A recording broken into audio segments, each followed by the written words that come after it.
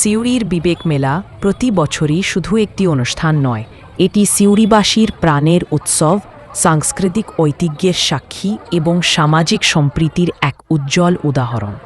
এই মেলাকে ঘিরে শহরের মানুষের উৎসাহ, আনন্দ ও প্রত্যাশা যেন কয়েক গুণ বেড়ে যায়।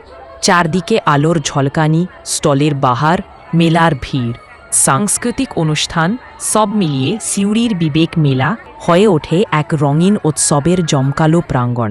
মেলা শুরু হওয়ার কয়েকদিন আগেই শহরের পরিবেশ বদলে যায়। রাস্তার দুই ধারে চলতে থাকে প্রস্তুতির ব্যস্ততা, মাইকের শব্দে ঘোষণা, শিল্পীদের অনুশীলন, স্টল সাজানোর কর্মব্যস্ততা। স্থানীয় মানুষদের পাশাপাশি বাইরের জেলার অসংখ্য দর্শনার্থীও এই মেলায় অংশ নিতে সিউড়িতে আসেন।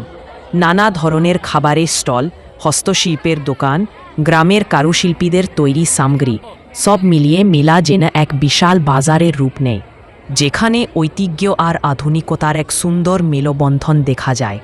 সাংস্কৃতিক মঞ্চ এই মেলার অন্যতম আকর্ষণ।